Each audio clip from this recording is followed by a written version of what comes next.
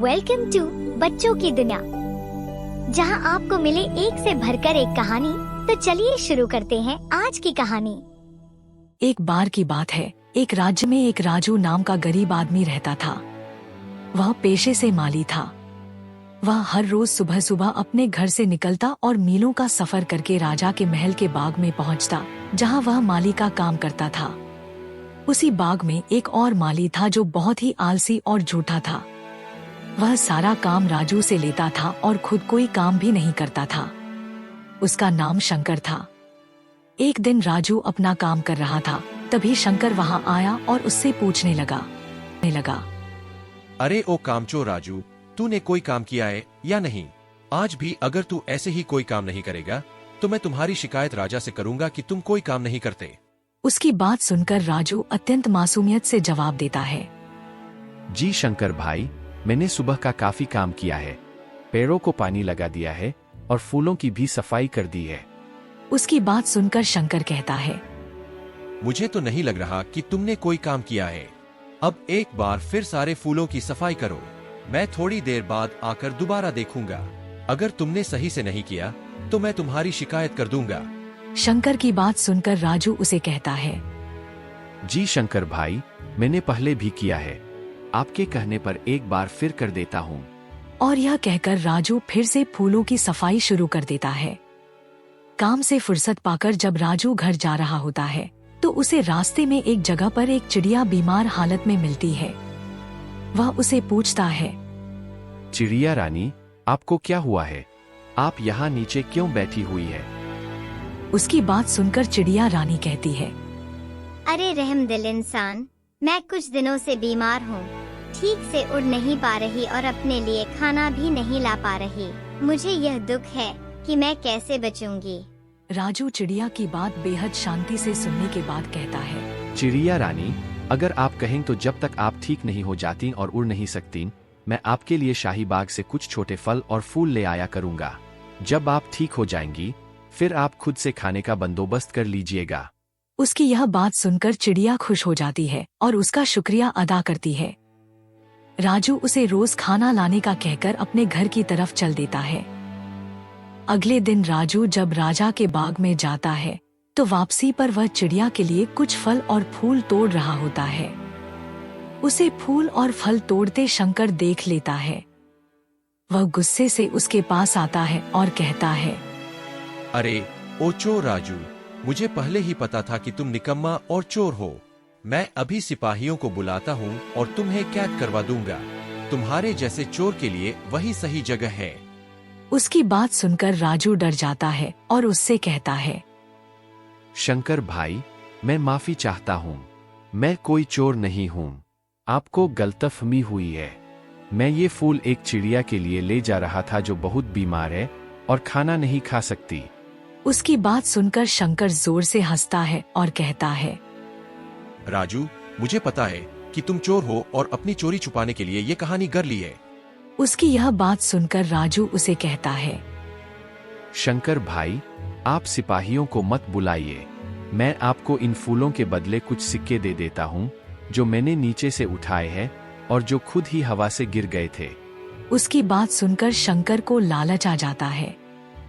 वह उससे पैसे लेकर कहता है, अच्छा ठीक है, लेकिन कल से जब भी तुम फूल लेकर जाओगे, चाहे वो नीचे गिरे हो या नहीं, तुम्हें बदले में सिक्के देकर जाना होगा।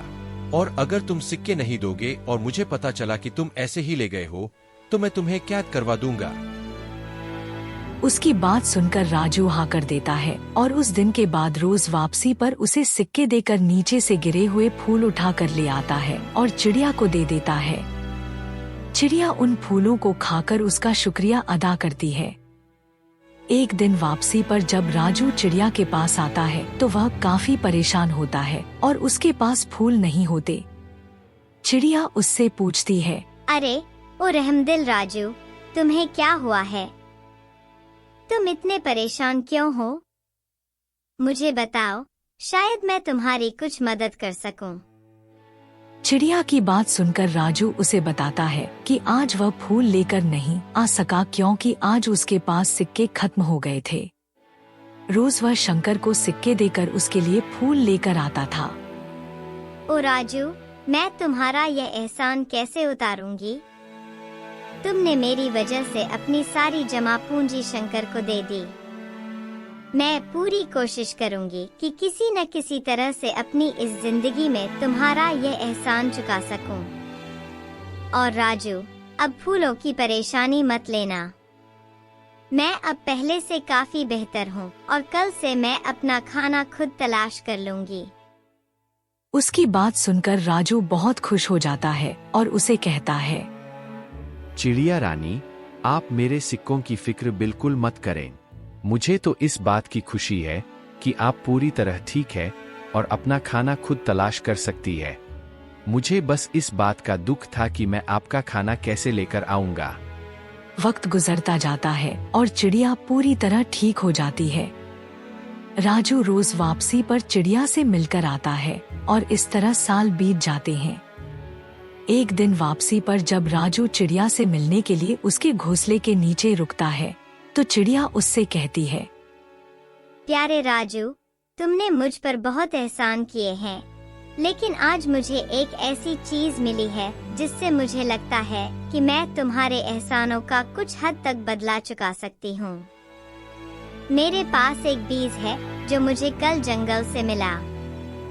कल मैं जंगल में खाने की तलाश में इधर उधर उड़ रही थी तो मैंने देखा कि एक जगह दो परियां आपस में बातें कर रही थीं। मैंने ध्यान से सुना तो वे कह रही थीं, ये दुनिया कितनी प्यारी है, हमने यहाँ कितना मजा किया है। अपने अपने जादुई पौधे का बीज यहाँ कहीं मिट्टी में दबा देते हैं, कल फिर आकर इसे यहाँ से निकाल लेंगे।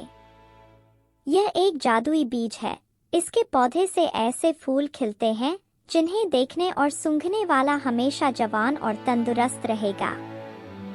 उन्होंने वो बीज वहाँ मिट्टी में दबा दिया और वहाँ से चली गईं। उनके जाने के बाद मैंने मिट्टी से वो बीज निकाला और तुम्हारे लिए ले आई हूँ, ताकि शायद मैं तुम्हारे एहसानों का बदला चुका सकूं, क्योंकि इसके फूल बहुत कीमती हैं। तुम इन्हें बाजार जाकर बेच सकते हो। मैंने परियों को यह कहते सुना था कि इस बीज से 10 दिन बाद पौधा निकलता है और उस पर तीसरी रात फूल खिलते हैं, जो सुबह होने से पहले गायब हो जाते हैं। इसलिए तुम्हें वो फूल रात को ही उतारने होंगे। उसकी बात सुनकर राजू बहुत खुश हो जाता है और बीज लेने के बाद घर की ओर चल पड़ता है। वह पूरे रास्ते यही सोचता रहता है कि वह उस बीज को कहाँ लगाएगा। इसे अगर घर लगाऊंगा तो सब गांव वाले इसके फूलों को उतार कर ले जाएंगे। इसे ऐसा करता हूँ कि राजा के बाग में एक तरफ छुपाकर लगा देता हूँ। राजू उस बीज को राजा के बाग में ले जाकर चुपचाप एक तरफ लगा देता है। ठीक 10 दिन बाद जब वह उस बीज की जगह पर जाता है तो वहाँ एक अजीब किस्म का बड़ा पौधा उगा होता है। राजू उसे देखकर बहुत खुश होता है। उस पौधे में चिड़िया के कहे अनुसार रात के समय फूल खिलते हैं। राजू उन फूलों को तोड़ने के लिए जैसे ही आगे बढ़ता है, शंकर फिर वहाँ आ जाता है। ऐसे फूलों को देखकर उसकी आंखें खुली की खुली रह जाती हैं। वह राजू से फिर कहता है, राजू, मैं तुझे पहले ही कह चुका था कि तू चोर है। आज रंगे हाथों पकड़ भी लिया गया है फूलों के साथ। अब मैं तुझे नहीं छोड़ूंगा, तुझे सिपाहियों के हवाले कर दूंगा। राजू शंकर को फिर यह बताने की कोशिश करता है कि वह चोर नहीं है और चिड़िया की सारी कहानी और फूलों के बारे में बताता है। फूलों की बात सुनकर शंकर के मन में और भी लालच आ जाता है और वह उसी समय सिपाहियों को आवाज देता है। सिपाही राजू को पकड़कर अपने साथ ले जाते हैं और जेल में बंद कर देते हैं। राजू को कैद करवाकर शंकर बहुत खुश हो जाता है। वह सोचता है कि अब वह जादुई पौधे का अकेला मालिक है और इन फूलों को राजा को देकर उससे बड़ा इनाम लेगा। यह सोचकर वह अगले दिन उन फूलों का एक गुलदस्ता बनाता है और राजा के लिए लेकर महल जाता है, जहां राजा और रानी दोनों मौजूद होते हैं। वह राजा को वो फूल देकर कहता है, राजा जी, मैंने ये फूल एक जादुई पौधे से उतारे हैं, जिसे मैंने वर्षों तक लगाकर बड़ा किया है। यह मुझे एक बार एक परी ने दिया था, जिसकी मैंने एक जिन से जान बचाई थी, और ये फूल जो भी देखे या सूंघे वह तंदुरुस्त और जवान हो जाता है। राजा उसकी बात सुनकर बहुत खुश हो जाता है और उसे कहता है, हाँ, शंकर, तुम सही कह रहे हो। मैं ज्यादा जवान और चुस्त महसूस कर रहा हूँ। मैं तुम्हें सोने के सिक्के इनाम में देता हूँ और मैं खुद जाकर इस पौधे को देखना चाहता हूँ। रानी साहिबा, आप भी मेरे साथ चलिए।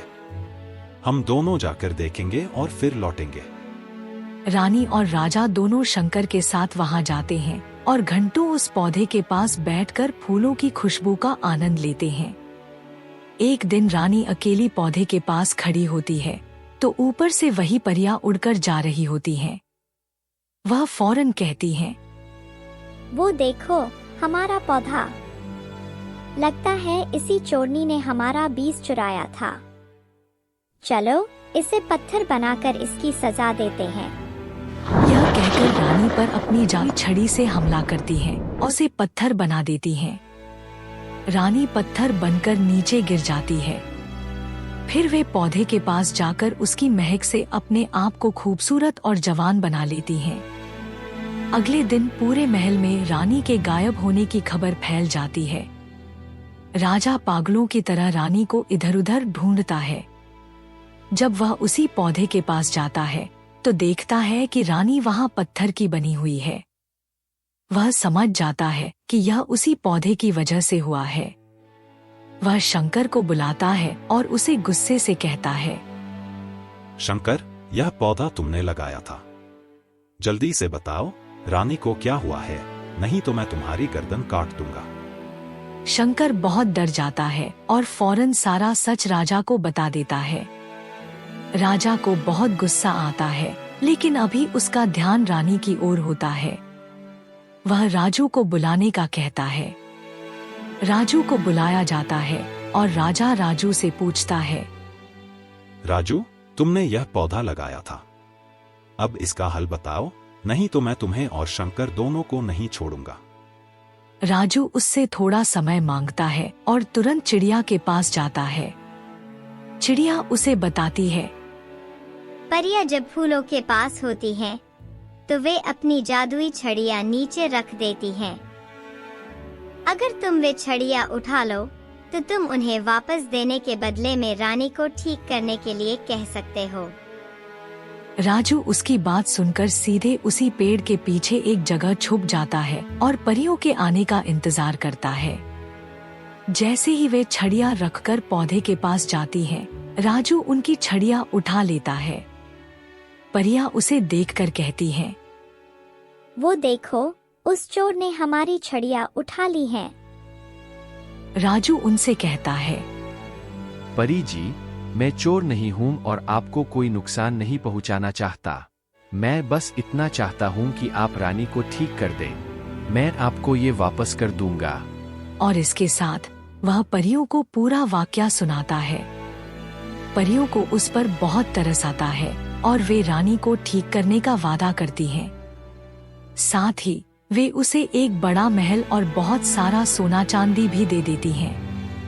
राजू बहुत खुश होता है और परियों का धन्यवाद करता है। अगले दिन जब राजू अपने घर लौटता है तो उसे अपने घर के स्थान पर एक आलीशान महल मिलता है। इसे देखकर वह खुशी से झूम उठता है और चिड़िया और परियों का दिल से शुक्रिया अदा करता है। प्यारे बच्चों, इस कहानी से हमें सबक मिलता है कि हमें हमेशा सच बोलना चाहिए, दूसरों के काम आना चाहिए और लालच नहीं करना चाहिए। सच बोलने वाले और दूसरों के काम आने वाले का हमेशा भला होता है, जबकि लालची इंसान हमेशा नुकसान उठाता है।